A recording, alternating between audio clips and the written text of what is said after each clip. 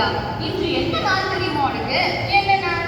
இன்று நம் விடுதலை திருநாள், சுதந்திர தின விழா. ஆமா. நீ உன் பள்ளிக்கு செல்லவில்லையா?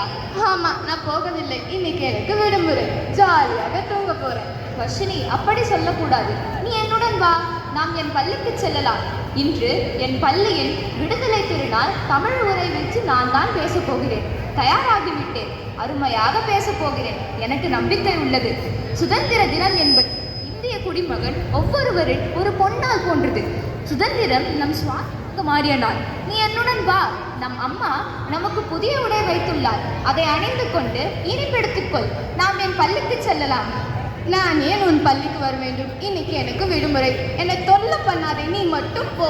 வர்ஷினி, நீ என்னுடன் வா. என் பள்ளியின் விழா கோலத்தை வந்து பார். அப்புறம் சொல் எப்படி இருக்கிறது என்று. சரி அக்கா, நான் வருகிறேன். இதோ தயாராகிவிட்டு வருகிறேன். தயாராகிவிட்டேன் அக்கா, போகலாமா? வா.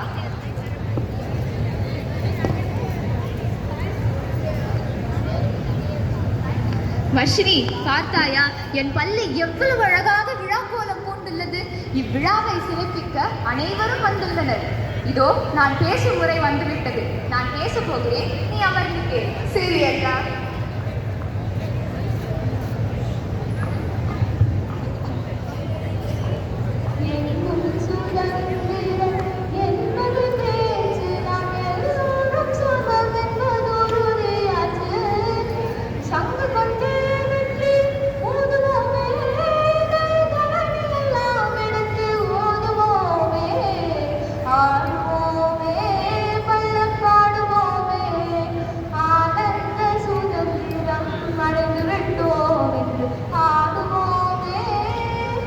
அனைவருக்கும் வணக்கம். நான் ஆசிரியா 9ஆம் வகுப்பு. இந்திய தாயின் இணை அடிகளை இதய மலர்களால் வாழ்த்தி வணங்குகிறேன். வீடு நடையிட்டு உலக அரங்கில் வெற்றி பாதையை நோக்கி பயணித்துக் கொண்டிருக்கும் இந்திய தேசத்தில் 80வது சுதந்திர தினத்தை சீரோடும் சிறப்போடும் கொண்டாடி கொண்டிருக்கும் அனைவருக்கும் வணக்கங்களையும் நல்வாழ்த்துகளையும் அன்போடு தெரிவித்துக் கொள்கிறேன். என் அருமை நண்பர்களே, ஏன் இந்த விழா? கப்பலேறி சென்று விட்டானே கப்பலிக்காரி, அதற்காகவா? சுவண்டு கிடந்த நம் தோள்களிலே பாரத மணிக்கொடியை தூக்கி பிடித்திருக்கிறோமே, அதற்காகவா? உன்னால் என்ன முடியும் என்று எதிரிகள் கொக்கரித்த போது இதுவும் முடியும் இன்னமும் முடியும் என்று காட்டிய செருக்கினாலா? இவர்கள் என்றால் விடுதலை ஆள தெரியுமா இவர்களுக்கு என்று ஆர்ப்பரித்தானே வின்ஸ்டன் சர்ச்சில், அதற்காகவா? எதற்காக? மக்களால், மக்களுக்காக, மக்களாலேயே தேர்ந்தெடுக்கப்பட்டவர்கள் ஆளும் ஆட்சிதான் மக்களாட்சி என்ற ஆப்ரஹாம் லிங்கனின் தத்துவத்தை பின்பற்றி உலகின் மிகப்பெரிய ஜனநாயக தேசமாய் வளர்ந்திருக்கிறோமே நாம். அதற்காகத்தான் அடிமை வாழ்ந்தோம். எல்லா வளங்களும் சுரண்டெடுக்கப்பட்டு சக்கராகின்றோம்.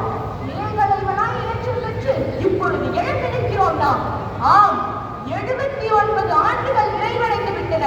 நம்ப முடிகிறதா? மேலோர்கள் வெற்றிகளில் வீழ்ந்து கிடப்பதும் நூலோர்கள் செக்கடியில் நோகுவதும் காண்களையோ?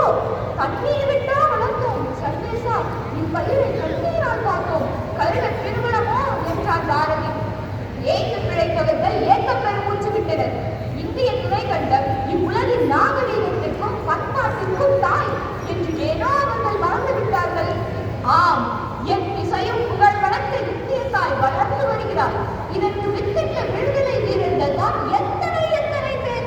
கத்தியின்றி ரத்தமின்றி யுத்தமிட்ட மகாத்மா காந்தியும் இந்திய தேசிய ராணுவம் அமைத்து பரங்கியரை விரட்டி அடித்த நேதாஜியும் நம் கண்முன்னே நிற்கிறார்கள். விண்ணை முட்டும் சாதனைகளாய் விண்கலங்களை அனுப்பி வருகிறோம். நிலவுக்கு சந்திராயனையும் செவ்வாய்க்கு மக்களையாரையும் அனுப்பியிருக்கிறோம். அடிமைப்படுத்தி நம்மை ஆண்டவர்களையும் ஆண்டுவிட்டோம் ரிஷி சுனக் மூலமாக. அமெரிக்கா முதல் ஆஸ்திரேலியா வரை ஆண்டு கொண்டிருக்கிறோம் இந்திய வம்சாவளியினர் மூலமாக. மண்ணை மட்டுமல்ல, விண்ணையும் வாழ்கிறோம் ஸ்மிதா வில்லியம்ஸ் மூலமாக. அது மட்டுமா, கூகுளின் சுந்தர் பிச்சை, மைக்ரோசாப்டின் சத்ய நாதல்லா, யூடியூபின் நீல்மோகன், உலக வங்கியின் அஜய் பங்கா, ஜோமோவின் ஸ்ரீதர் கிர்து என்று உலகின் தலை சிறந்த கார்ப்பரேட் நிறுவனங்களை கட்டி ஆகிறோம். மேலும் கல்விக்காக சர்வ சிக்ஷா அபியான், தூய்மைக்காக தூய்மை இந்தியா திட்டம், தொழில்துறையில் மேக் இன் இந்தியா மற்றும் ஆத்ம நிர்பார் போன்ற திட்டங்கள் மூலம் தற்சார்பு, தன்னிறைவு, வளமான வல்லரசு என்ற இலக்கை நோக்கி பயணிக்கிறோம். வற்றாத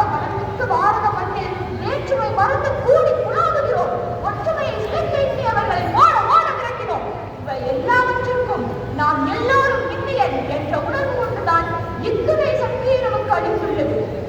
எண்ணி நாம் வாழ துன்பம் பல மற்றவர்களுக்கும், உய்யாரமாய் நாம் வாழ உயர்விட்ட சிங்கங்களுக்கும், மானத்தோடு நாம் வாழ வெற்றியிட்ட செம்மல்களுக்கும், சுதந்திரமாய் நாம் வாழ சண்டையிட்ட மரபர்களுக்கும் இந்த நன்னாளில் மரியாதை செலுத்துவோம்.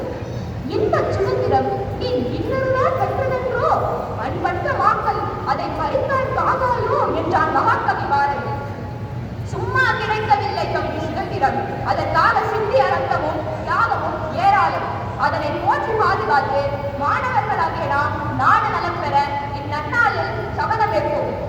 எந்தையும் தாயும் மகிழ்ந்து குழாவில் இருந்ததும் பின்னாடே, அதன் முந்தைய 1000 ஆண்டுகள் வாழ்ந்து கொண்டிருந்ததும் பின்னாடே, அவர் சிந்தையில் 1000 எண்ணம் வளர்ந்து சிறந்ததும் பின்னாடே, இதை வந்தனை கூறி மனதில் நிறுத்தி என் வாழ வாழ்ந்தேனோ, இதை வந்தே மாதரம் வந்தே மாதரம் என்று வணங்கேனோ, வந்தே மாதரம்.